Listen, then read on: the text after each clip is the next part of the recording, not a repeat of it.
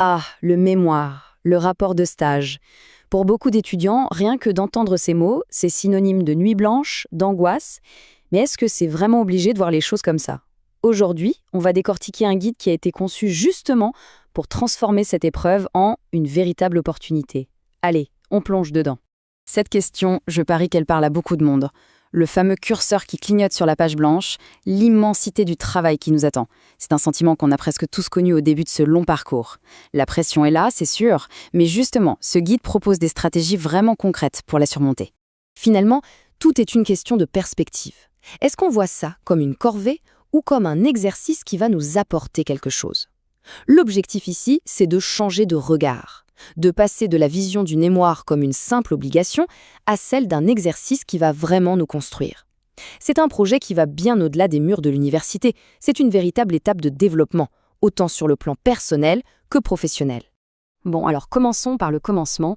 Qu'est-ce que c'est au juste ce fameux défi et pourquoi est-ce que c'est si souvent perçu comme une montagne impossible à gravir? Voilà, la définition de base. Le but, ce n'est pas juste de compiler des infos qu'on a trouvées à droite à gauche. Non, il s'agit vraiment d'apporter sa petite pierre à l'édifice.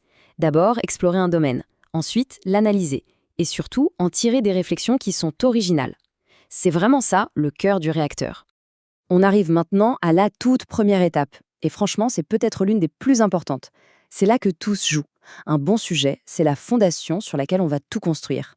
À l'inverse, un mauvais choix peut vite transformer le projet en cauchemar. En fait, la méthode pour y arriver est assez logique. Elle se fait en 3 temps. D'abord, on part d'un thème assez large, quelque chose qui nous intéresse, évidemment. Ensuite, petit à petit, on resserre les tout pour trouver un angle bien précis. Et enfin, l'étape cruciale, on vérifie que le sujet est faisable. C'est-à-dire, est-ce qu'il y a assez de sources, de matière pour pouvoir travailler dessus? Et bien sûr, il y a des pièges classiques dans lesquels il faut éviter de tomber.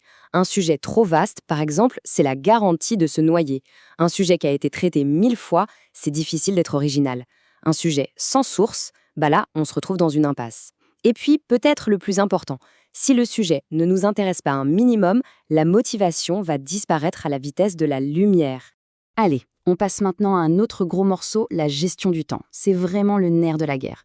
Parce qu'un mémoire, ce n'est pas un sprint, c'est un marathon. Et si on ne s'organise pas bien, on fonce droit dans le mur de l'épuisement. Cette citation de Blaise Pascal illustre ça à la perfection. Être clair, être concis, ça demande du temps. Ça demande de la réflexion, de la planification.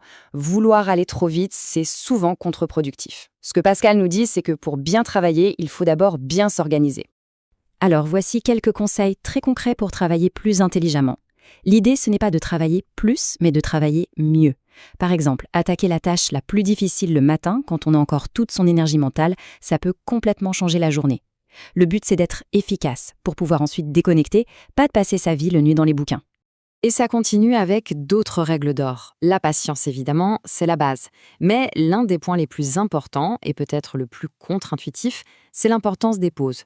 Le fait de déconnecter, surtout le week-end, ce n'est pas du temps de perdu. Au contraire, c'est ce qui permet de recharger les batteries pour tenir sur la durée. Forcément, un mémoire, c'est aussi un parcours semé d'embûches.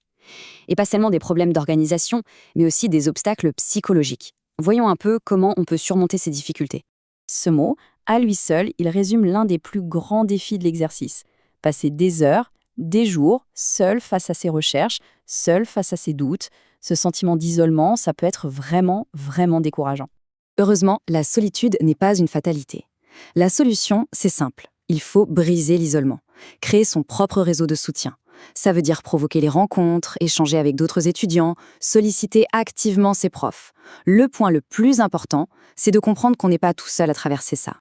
Ok, maintenant qu'on a vu les défis et les outils pour les surmonter, revenons à notre idée du début. Au fond, pourquoi est-ce que cet exercice est si précieux, bien au-delà de la note qu'on aura à la fin? Voilà une perspective qui peut vraiment motiver. Ce travail n'est pas juste un devoir qui va finir au fond d'un tiroir. Non, il peut devenir une preuve tangible de ce qu'on sait faire. Un projet concret à présenter à un futur employeur pour lui montrer notre valeur. Parce qu'au final, les compétences qu'on développe en faisant un mémoire, ce sont exactement celles qui sont recherchées dans le monde du travail. Savoir organiser un projet sur le long terme, gérer son temps, avoir un esprit critique, synthétiser des informations complexes, c'est comme un concentré d'expérience professionnelle. Finalement, on se rend compte qu'un mémoire, c'est bien plus qu'un simple document académique. C'est le récit d'une exploration intellectuelle. C'est une démonstration de rigueur et parfois même de passion. Alors, au-delà de la corvée, il y a une question bien plus inspirante à se poser.